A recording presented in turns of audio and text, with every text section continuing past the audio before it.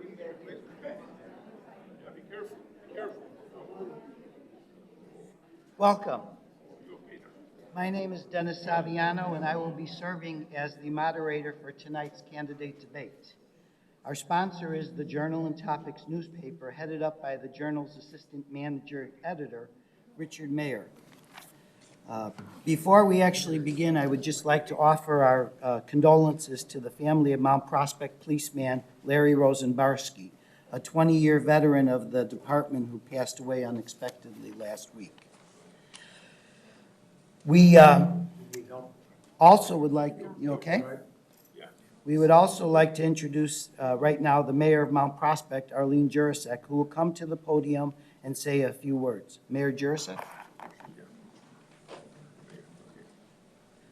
Thank you, Dennis, and thank you, everyone. I am on the ballot as an unopposed candidate, so I would only be debating myself if we were up here, but I'm pleased to have the opportunity to provide a few opening remarks. And let me start out by saying that as the mayor, I've had the honor and pleasure of getting to know so many hardworking, positive residents and business people who collectively make this a community that we can be proud of. As we honor Mount Prospect Centennial through 2017, I hope you agree that the energy and the opportunity here are worthy of celebration. I'm proud of what we have accomplished and the groundwork that has been laid for the future. Under my leadership, our board and staff created a strategic plan to guide our vision to be the best of suburban communities. From day one, I've worked to forge an alliance with our chamber, the downtown merchants, Randhurst Village, developers, and entrepreneurs to ensure we embrace and encourage new business. Our award-winning Mount Prospect Entrepreneurs Initiative is an example of that effort. It's not enough to dream big. We act on those dreams and bring real results. Now, we do face immense challenges due to the state and national political uncertainty. I bring the commitment to public service, depth of experience, and demonstrated leadership capability to address these complex issues. I thank those residents making the selfless commitment to serve on our local boards. I look forward to getting to know each of them better tonight. Regardless of who is elected, the personality of our village board will change since two incumbents chose not to run. My leadership style, however, will not change. The beauty of our board has been its diversity of education, experience, and views. My job remains to respect these inputs and forge a consensus for the betterment of the village as a whole. And so it is with the opinions and perspectives of our residents and businesses. The civic and social inclusion of all is important. In particular, I'm energized by the increased participation of our young families. Resident engagement is spirited and high. Now, as an offshoot of state and national political debate, we do see passions ignited locally. I ask that we strive for a civil, intelligent discussion rather than a stubborn defense of our preconceived notions with a wall of words. It's the old adage of seek to understand if you wish to be understood. I know there are some things that viscerally push your buttons, my buttons, all of our buttons, but to stay in that mode impedes progress. In order to provide a forum for discussion and thoughtful debate on top-of-mind social issues, I have asked staff to prepare a proposal for the new board regarding the reinstitution of our Community Relations Commission. Finally, what are my additional goals? Well, they are what they have been all along: responsible spending and less reliance on property taxes, maintaining infrastructure and quality services, and healthy and safe neighborhoods. I love Mount Prospect. It's where I and my husband chose to raise our family, and I want to continue to make it your choice too. So thank you, and now I look forward to hearing from the District 57 candidates as well as the Village Board candidates.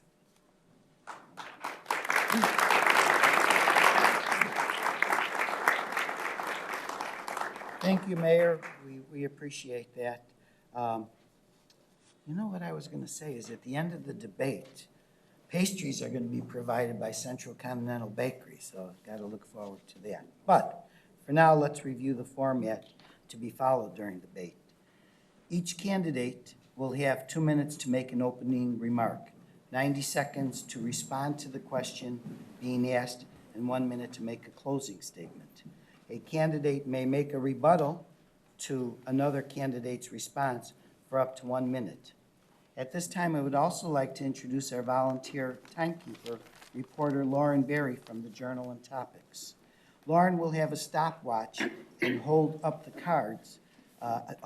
time cards when there is a 20-second left to answer the question, and again, when it is time to stop. The questions asked at this debate will be directed to all of the candidates in that particular race. Once everyone has answered the questions, we will go to another question. The questions that I have were prepared by the readers and the Journal newspaper. So, timekeeper obviously is seated on the side of the podium. When the stop sign is given, I would ask that the candidates finish their sentences and end the response. This debate will begin with 6 candidates running for four-year seats on the Mount Prospect School District 57 Board of Education, followed by 5 people running for 3 four-year seats on the Village of Mount Prospect Board of Trustees. The election will be held on April 4th, 2017. Current members of the Board of Education include Gerald McCluskey and Eileen Kowalczyk. Challengers are Gwen Ryan, Brian May, Vicki Chung, John Dyer, and if I mispronounced or misspelled anybody's name, whatever the case may be, I'll apologize now. So let me begin with the first question. I think we'll just start with Gwen, if that's all right, and we'll just go this way, and as we continue on, we'll go further to the right for each additional question. So the first question we have, Gwen, is assuming some programs will need to be eliminated in the future due to projected budget shortfalls, which one would you eliminate first and why?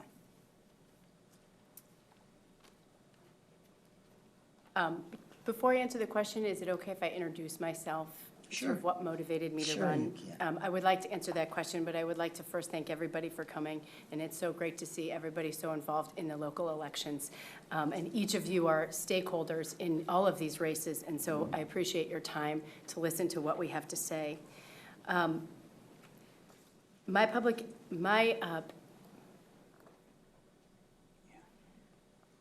Public education for me has been a passion and focus for the last 20 years. And as a social science teacher, I have taught about our civic duty and the challenges we as a community must face as we work for the common good. My political journey began in a place very much like this, watching my grandmother work for parks, to save parks in our community and work to run for the alderman. So as I think about things like your question on what kind of programs to cut, I come from a long history of fighting to save programs and fighting to save the things in our communities that we value so dear, education being one of those. And I also would like to say, sort of as in a roundabout way, getting at your question, my service or my interest in political engagement began when I was a CPS teacher working with a nonpartisan organization bringing students on the campaign trail. And I would, to deal with your question as far as eliminating programs, I think that one of the things we need to do is ensure that we are supporting the programs that we have and working on the ground to ensure that we have the funding that we need to prevent eliminating programs. Thank you, Gwen. Let me also apologize because I should have said we'll start out with an opening 2-minute remark and then answer the question. So let's try that again with Vicki. Vicki, if I could ask you for a 2-minute opening remark and then the answer. May I finish my opening remark then, sir? Sorry to interject, Sure, but I was trying absolutely. to include my opening remark. Although I gotta and tell my you, question. she's gonna keep that timer going on you, so, but feel free to do that. Okay. Thank you so much. I was trying to include my opening statement in the question. So just very briefly, the other things that I wanted to quickly mention is that after my political involvement with Chicago Public School students in a not-for-profit organization, when I moved here to have a different teaching position, they invited me and asked me to create a program similar to the one I participated with in Chicago in our suburbs. And so I did do that, managed, created, and led that on a very limited budget, and a colleague now at Stevenson High School continues that program. My motivation for running comes out of that passion for education and civil service, and my goal is to bring those expertise and dedication to the community. As a professional educator, I believe that I understand the impact of school board policy, the effects it has on learning in the classroom. I also understand not only the legal language of the federal and state mandates, but how we can meet those mandates in a way that best serves our students and in the delivery of our education. And the last thing I wanted to mention is simply that in the utilization of our facilities, I have always thought on how to creatively reimagine those facilities which need to be reimagined, and how we can do that and meet 21st century skills of technology integration, cooperative learning, differentiated instruction, and response to intervention. And so I hope that we do get to your questions, and I look forward to a very fruitful conversation with some very fine candidates here. So I will let them introduce themselves. Thank you. Thank you. So the other thing, is it all right if I call everybody by their first names as we go across? That's fine. Vicki, so if you would please do your 2-minute opening remark, and then if you need me to repeat the question, I'm happy to do this. Okay. Well, good evening. I just want to first thank you, Richard Mayer and the Mount Prospect Journal and Topics, for hosting this forum, as well as all of you for coming tonight. We have a big crowd, so it's very exciting. Again, my name is Vicki Chung, and I'm just honored to be here as a candidate for the District 57 School Board. My husband, Peter, and I have been Mount Prospect residents for almost 13 years, and we have 2 boys in the district. One's at Westbrook, and the other one's at Lions Park. Like many of you here, the reason why we moved to Mount Prospect is because of the outstanding school system in District 57. We have outstanding teachers and staff in our district, and we feed into one of the best high schools in the state, if not the country, Prospect High. As a District 57 parent and resident, I'm deeply committed to our schools and to our community, and I've been involved in the schools for a number of years. Right now, I'm the PTA treasurer at Westbrook, and for the past 3 years, I've been the raffle chair for our annual fundraiser, Walk for Westbrook. What I hope to contribute as a board member is a strong knowledge of education research, evaluation, and best practices, along with the ability to work well in a team setting. My PhD is in Human Development and Social Policy from Northwestern University's School of Education and Social Policy. I also have a bachelor's in English and a master's in Social Service Administration, both from the University of Chicago. As a board member, I know that I would be accountable to you, the taxpayers of District 57, and I'm here tonight with the understanding that the 2 most precious resources in our district are our children and our taxpayer dollars, and I will not let those 2 things go to waste. I will not let the potential of our children or our taxpayer dollars go to waste.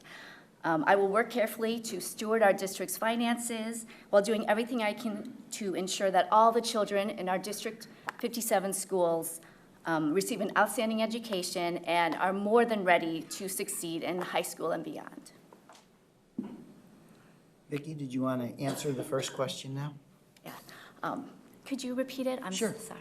Assuming some programs will need to be eliminated in the future due to projected budget shortfalls, which ones would you eliminate and why?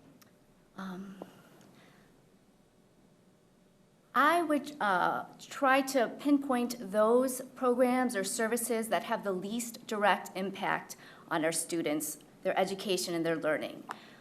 So one thing that comes to mind is that recently at a board meeting, our board members approved the 2017-2018 preliminary staffing plan.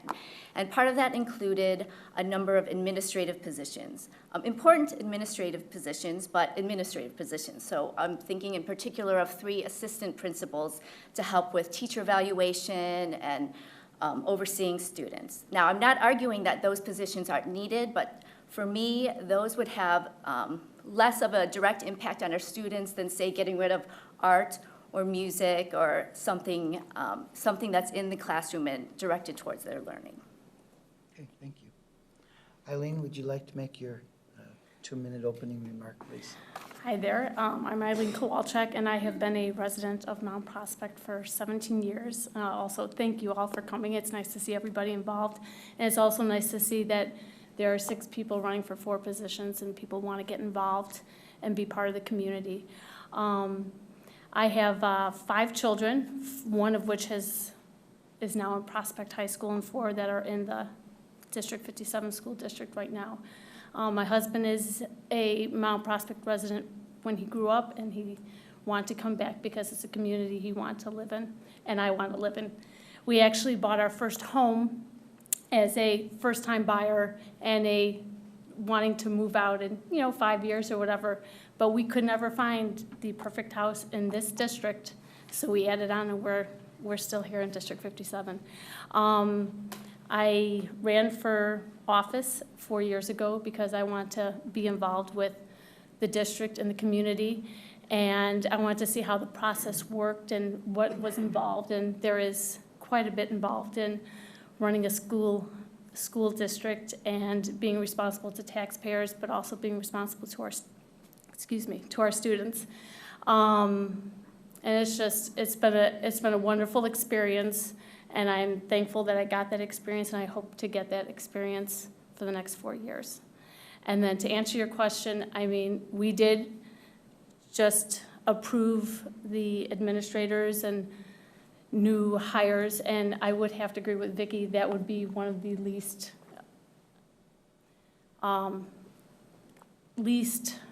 impactful, I would believe, on our students if it was the assistant principals that were taken out of the budget for elimination, if anything, and to go from there.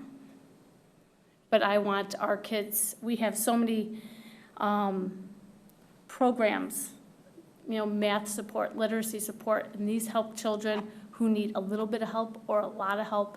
These are great programs that are intertwined within the classroom setting already, and there's so much that is involved in teaching these children that sometimes even taking just a little thing away is so impactful to their learning. Thank you. Thank you, Eileen. Brian? This is my first time running for public office, but I've always been very interested in public service. I served in the U.S. Navy. I was a volunteer in the U.S. Peace Corps teaching in southern Ukraine, and I've always envisioned myself running for public office. But over the past several years, I don't know if it happened all at once, but I became very cynical about politics. The hypocrisy, the uncompromising ways of our leaders, the dysfunction in our capitals, and I reached the conclusion that I would never run for public office. Why would I do that to myself? It's an environment that I came to detest. But in November, I attended a District 57 community forum event that dealt with the space issues at Westbrook. And we all got into our little groups and we discussed the problems we're facing. We discussed possible solutions. And then each person went up in front and told the entire audience what conclusions we reached. And I thought to myself, this is the good side of politics. And to me, that represented communities coming together, making decisions, important decisions about things that affect our lives every day: schools, public safety, the park district, what programs will be offered. And at the same time, I learned that District 57 is facing some challenging issues. And with deficits and depleting resources. And at that point, I decided I want to help the district make the right decisions to ensure the success of our schools in the coming decades. So that's why Thank you, I'm running, and I'm glad to be here. Thank you. Would you also, Oh. the question again is, assuming some programs will need to be eliminated in the future due to projected budget shortfalls? Yes. Which one would you eliminate My first? response to that is, I'm opposed to any cuts. I don't think the school district can afford to make cuts. I think that this is a critical time for District 57, and I think critical decisions have to be made in the next few months, in the next year, that will greatly affect the future of District 57. And I'm hoping that we as a community support District 57 and provide additional funding, because if we take a path of cuts, that will greatly jeopardize the ability of our schools to teach our students, and that would ultimately affect the whole community. Families would stop moving here. Property values would go down. People are coming here because our schools are looked at and are known for being excellent.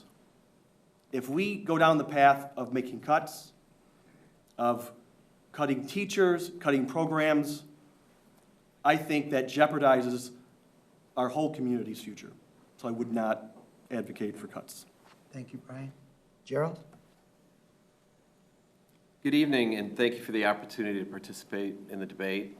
My name is Jerry McCluskey, and I moved into the community back in 2012 with my wife, Robin, my wife of 20 years this year, and my two children who attend District 57 schools, Aaron and Ryan. I've had the good fortune to serve my communities here and in Des Plaines before coming here as both as a community member in the form of a Cub Scout leader, and I think I saw one of my Cub Scouts in the audience tonight, which is great to see, and as a baseball coach in the past. And I've always enjoyed giving back to the community. Professionally, I work in the pharmaceutical industry.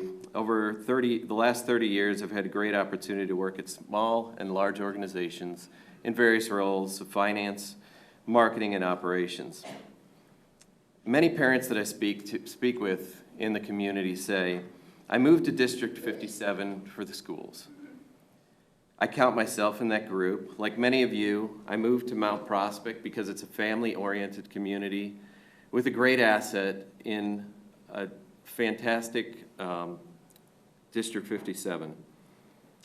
So my wife and I, in 2012, set out and moved over here in a very targeted area as we evaluated the opportunities in the schools, both from the grade school through the high school districts. In 2015, I became aware of an opening on the school board here in District 57, and I put my name forward to fill a vacancy. So that began my tenure on the board, and which I hope to continue going forward. We have some very difficult issues, given our financial resources in the district, and I hope to put my skills forward to continue as a board member and help tackle those issues. Thank you, Jerry. Would you respond to the question, too? Yes.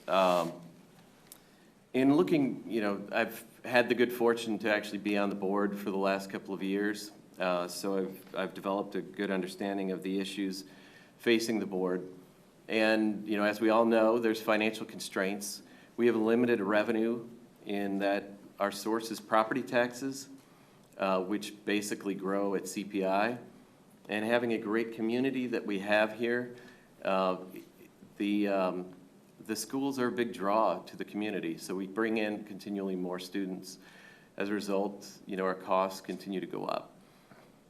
If we're faced with a situation which would be very unfortunate to actually cut back in our community.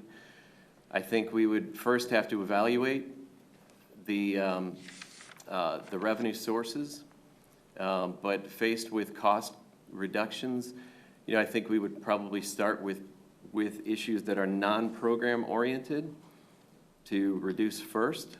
Some of my predecessors who spoke here have mentioned, administration. We would look at our infrastructure, and as well as potentially the fees that we assess, for certain programs to try to maintain balance. Thank you, Jerry. John? Hi, everyone. I'm John Dyer. I've been a Mount Prospect resident for a few years now, but I grew up in the area. I grew up in Arlington Heights, and I attended Prospect High School, and my wife grew up in Mount Prospect and also attended Prospect High School. So I'm a lifelong Northwest suburbanite, and I love Mount Prospect. I moved here, as Jerry mentioned. I'm one of the people who moved here to be in District 57 and 214. I want to raise a family here and live here. So why am I running for the board? The big thing is I have a third grader and a first grader, and I wanted to be more a part of their education. And when I heard that they needed people for the board, I thought that that would be a good thing for me because I've dedicated my professional life to education.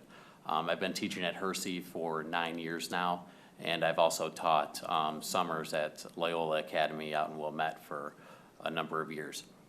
So I thought the education system is something that I don't fully understand. I don't think anyone can fully grasp everything, but I definitely understand a lot of the things that someone who isn't in schools as their profession, they might not see. As far as main things I want to look at for especially this next year, I think the obvious thing is the referendum.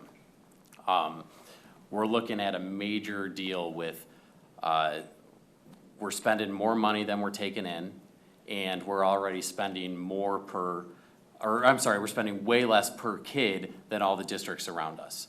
And I think that's a recipe for disaster. So I think the main thing our district needs to look at for the first, for this next year is we either need to find a way to get more revenue, whether that's, combining districts or looking at bond sales or, something else, or we need to pass that referendum. And if we pass that referendum, we need to figure out how much we're asking for and what types of programs we're gonna keep, what types of programs we're gonna change. Says stop. Actually, you feel free to finish your sentence. Okay. When you see the stop sign. Well, now I forgot where I was. So you're done. You're done. But Basically, the referendum's here's the big thing. thing we gotta look at. So for the audience, you're gonna hear some things and maybe a question pops in your mind. Yeah, I felt bad for Gwen. I'm sorry. That's okay. I should have told you We to do worked that it out. first. But I made sure you did get your allocated time. Thank so. you. If any of the audience members have questions, okay, there's gonna be a pen and paper in the back, and just feel to write down the question, and then at the end, assuming there's time, we'll give them to the to Richard Mayer, and he'll go through them, and if appropriate, we'll be able to ask questions at that point in time. The other thing I think I mentioned, but in the event that I didn't, if there's a burning desire to respond to another candidate's answer to a question for whatever reason, kind of raise your hand, and at the end of all everyone's answers, and we'll give you an opportunity to respond. So I'm assuming everyone was okay with the first question, but we'll start with number 2 now, if that's okay with Vicki. So Vicki, many school districts are debating how to best handle transgender students and their access to bathrooms and locker rooms. Do you support a student using a bathroom and locker room that corresponds to their gender identity? Why or why not? Well, this is actually an issue that our district is, that is going on in our district right now. Our district does not have a specific policy that, on whether or not a transgender student is allowed to use the bathroom of their gender identity. I believe the district is choosing to look at things on a case-by-case basis.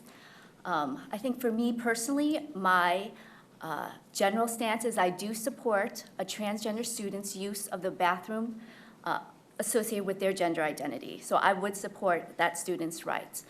I think that a lot of people might argue that doing so would make the other students feel threatened or scared, but I think that ultimately it is not a transgender student using a different bathroom that's the issue of school safety. I think it's the bullying or the harassment or the discrimination that that student faces that is the real problem with school safety. I do understand that there may be students or parents who are not comfortable knowing that, this is not the policy, but if it were, knowing that a transgender student was using a different bathroom, and I would work with those families to make sure that every child feels safe and welcome, and we can do something. Certain children can use single stall bathrooms. There could be private stalls. But I do think that as a school district, we need to make sure that every child feels safe. Thank you, Vicki. Eileen? So with the transgender, we do have that issue, as Vicki was saying. And it's amazing how with young children, they go with the flow and it's natural. There's nothing different. It's not, I agree with Vicki. I support you, if whatever you identify with your gender.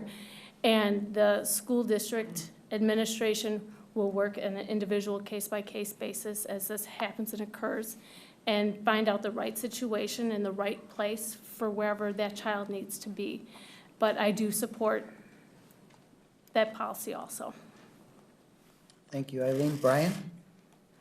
I agree. I think it's the responsibility of a school district to support its students, to ensure a safe learning environment.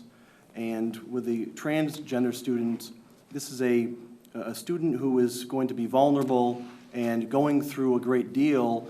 And I think the last thing we want to do as a community, as a school board, is to cause more harm, cause more anxiety in the student's life. What we need to do is embrace that student and do what we can to accommodate that student and make the student feel safe and encourage the student and make that student feel welcome and a part of the school and not ostracize the student and reject the student. And my concern would be if you force that student to use a bathroom not based on their gender identity, you could inflict harm on that student, and that would be, in my opinion, a mistake. Thank you, Brian. Jerry? I think my view is a little different than the others on the before you tonight, or those who've spoken so far. While I do think that there is a need for accommodation, I think we have to balance the rights of the one student with the rights of the other students. So I don't think that open access based on gender identity is appropriate for the use of a bathroom or a locker room. I do believe that accommodations should be made, but we also have to consider if there's one student with one issue versus 30 that may be made uncomfortable, there's rights on both sides.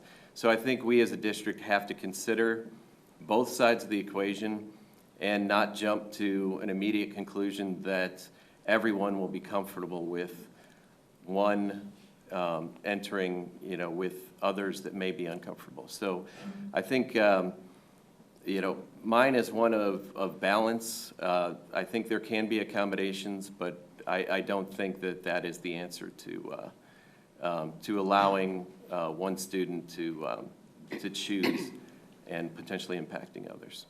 Thank you. Thank you, Jerry. John? Well, so far, I like what the district has been doing by treating each case on an individual basis. I think that's the way to go for now. And I also, like how everyone said, we need to worry about the safety of all students. I agree with that.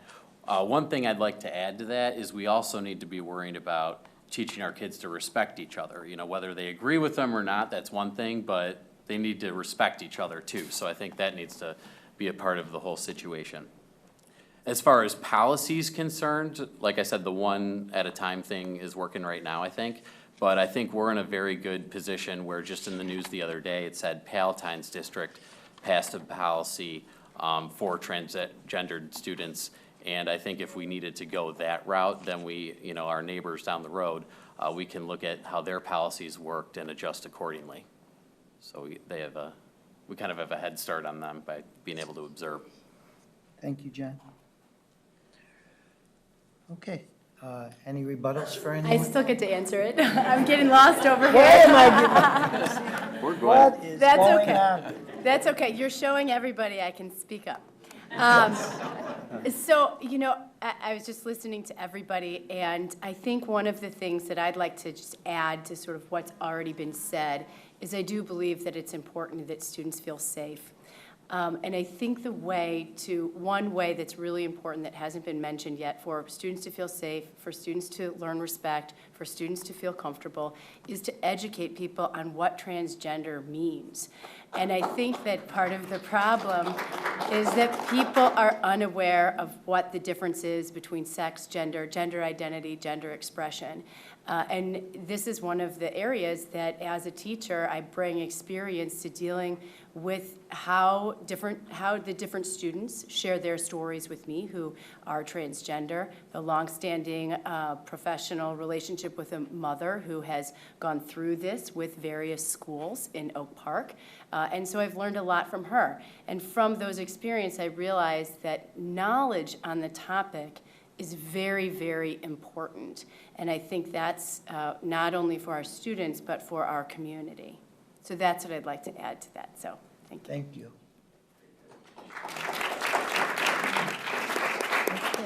Okay, I'm embarrassed. I Don't do be. apologize.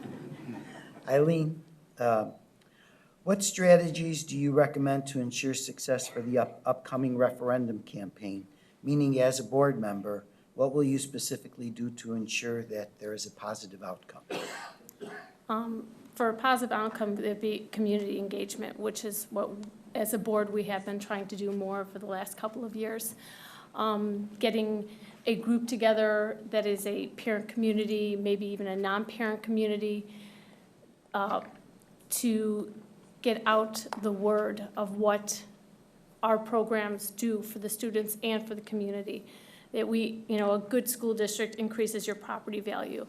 It's not just the students that go there, it's the taxpayers that also get value out of a good school district. That we want our kids to have an excellent education. We want them to have reading support, math support, English as a second language for children, kids who have special ed needs. Just even smaller class sizes than we already do have. There's programs that people would love to have in this community, such as full-day kindergarten, and that is something that would be way down the road because the only way to do that would be a referendum because we would need additional teachers because we just have part-time. You'd have to double your kindergarten teachers and you'd have to add space onto Westbrook in itself. But to get the programs and to get the things that even neighboring communities have and want and desire, a referendum is what's needed, and having community engagement and getting the community involved, parents and non-parents, to be a part of it. Thank you, Eileen. Brian? You know, I was surprised about the state of affairs in District 57 when I became more engaged. And since then, I've been talking a great deal to various people I meet, and I try to educate them on what's going on, about the upcoming referendum. And I think a lot of people are concerned when they hear referendum, they think, oh, well, you know, that's like a bad word. There's going to be a hike in taxes. I see a referendum differently. I see a referendum as it's essential for the board basically to reach out to the community and say, we want to hear from you. We want to know how you feel about the future of our schools. It's a whole process, and it's starting tonight from my perspective, and from tonight until we decide to have a referendum, we should be meeting one-on-one, small groups, at community events to educate everyone on what exactly is involved with the referendum, what exactly is the impetus for the referendum, what impact it's going to have on your taxes, what are the consequences of not passing a referendum, and if everyone became educated, I mean, that's the goal, and we'll live with the results. Thank But you. the point is, everyone has to be engaged because this is a critical time for our school district. Thank you, Brian. Jerry? So community engagement is the key to a successful referendum. And as a board, our responsibility is to work with administration and educate the community on what it is that the district needs. But before we can get to that state, I think we need to make sure that all homework is done, you know, fitting for a school district, but there is appropriate work to be done before a request is made to the community. Have we done all the analyses properly and looked at the right things before requesting and, you know, making the right decisions? You know, are we on the right path in terms of hiring, class sizes? You know, the idea of consolidation of districts has been brought up. So have we evaluated all of those options and bring those forward to educate the community? We then, you know, need to enlist folks from the community. There's only a limited number of people on the board. There's a limited number of people in administration. We need more voices in the community. And actually, anybody who is interested, I'm, you know, calling out tonight, you know, if anybody is interested in helping with that process, you know, definitely speak up and, you know, come forward. And that's the key, is we have to do our work.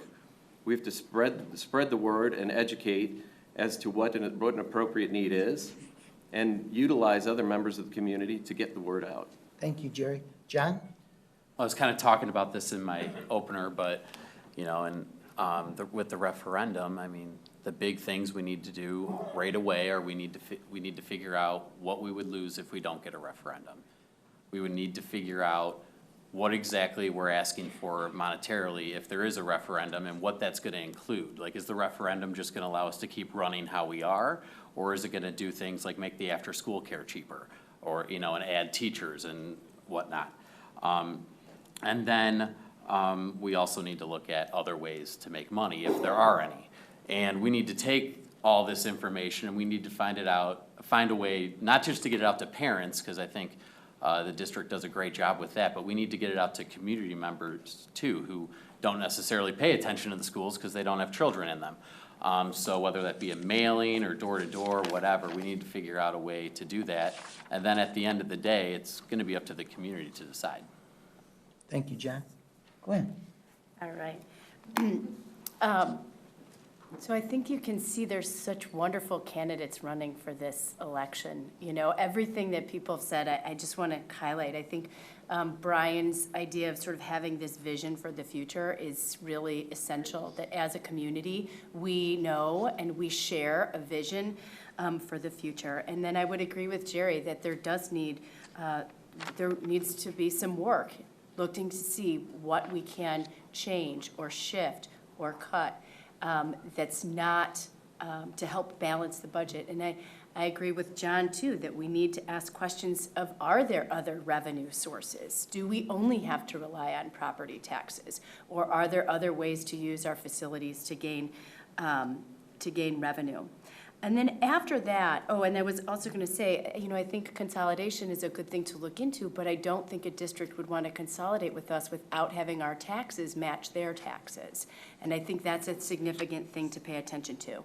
And after we've done all of that, then we need to organize. We need to organize, we need to meet with people, we need to hear from the community so that they can feel that they have a stake in the vision that we're putting forward. And then we need to get out our clipboards and share our vision with everybody as we pick a strategic date to put, if we do, a referendum on a ballot. Thank you, Gwen. Vicki?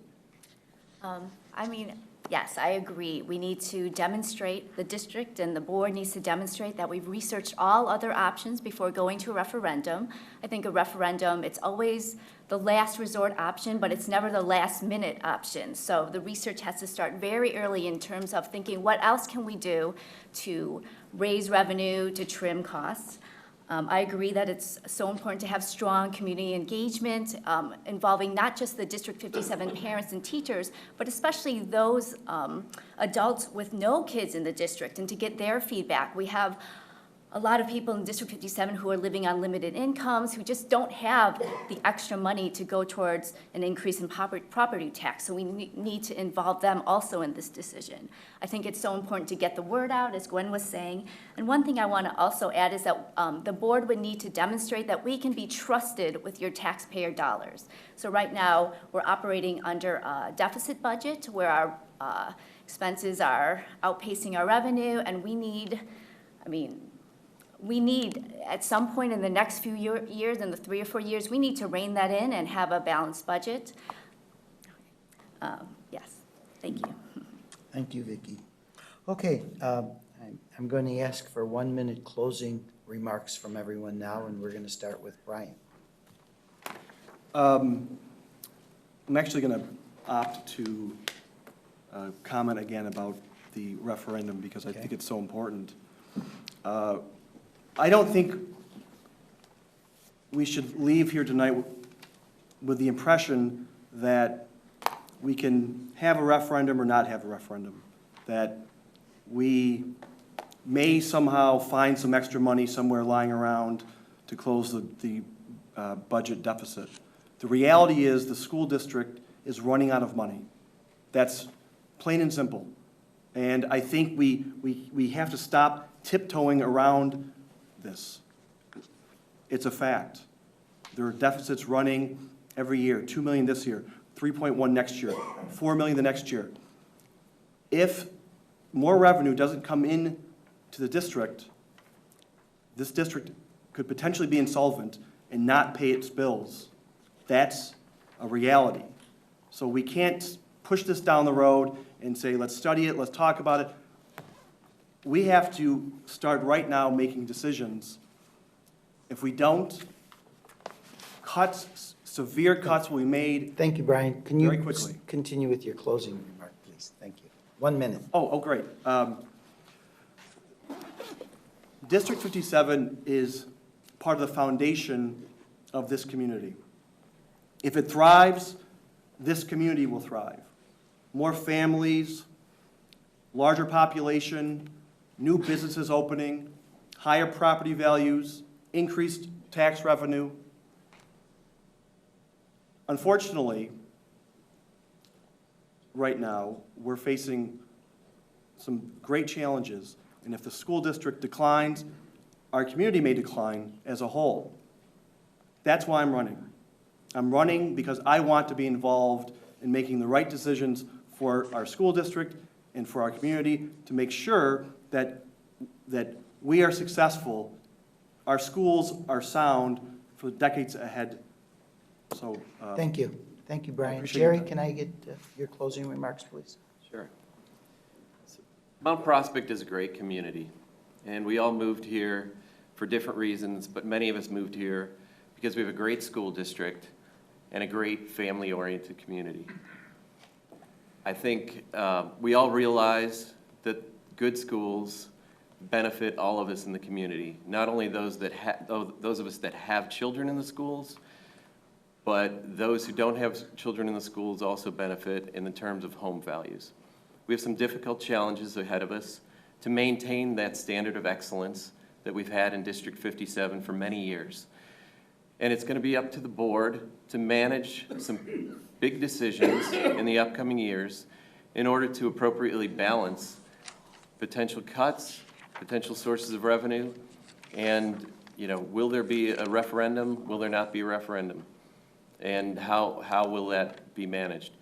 I look forward to serving the community, to appropriately make decisions, and serve as a taxpayer and a parent of children in the community to maintain that excellence for years to come. Thank you, Jerry. John?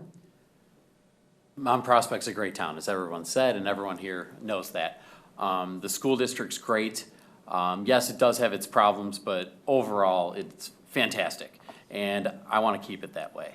So, I mean, a big part of me being on the board is I just want to keep things rolling in the right direction, always be improving every year, and making you guys proud to live in Mount Prospect.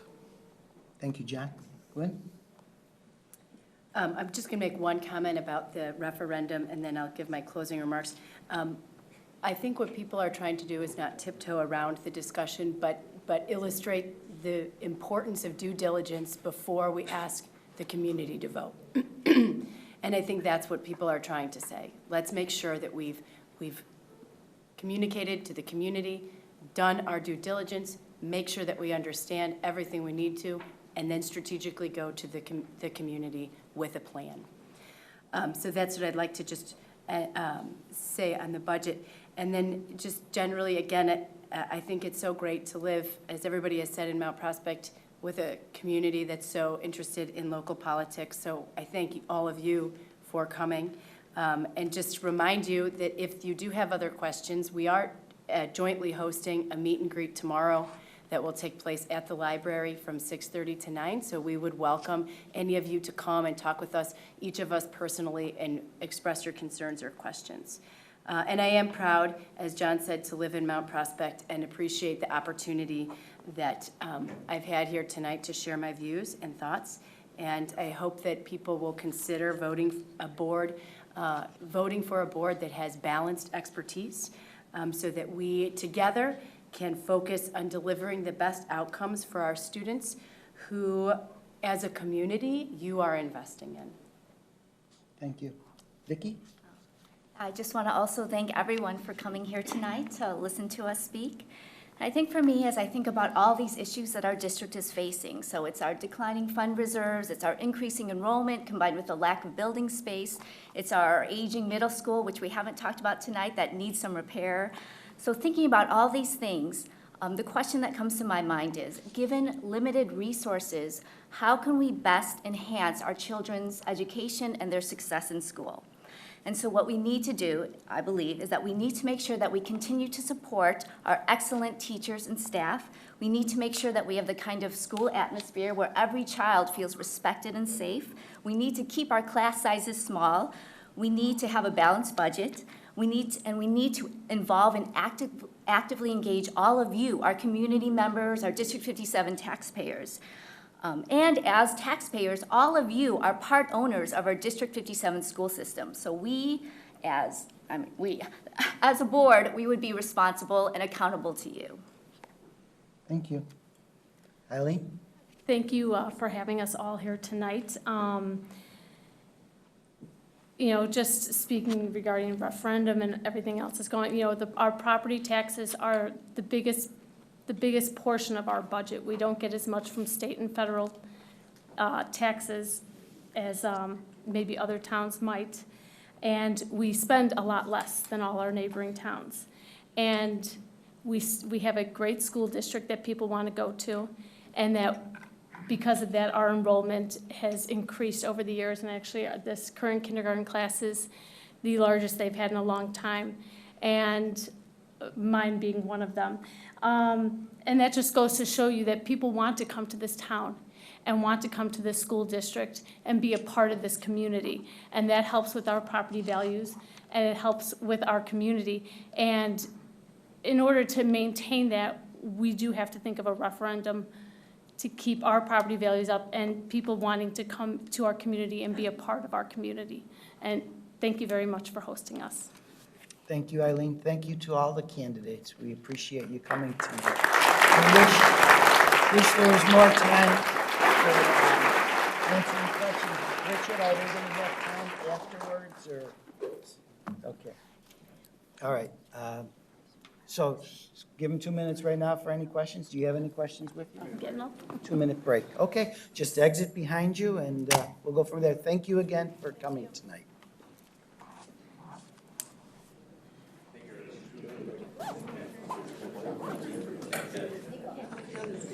Thanks, Richard.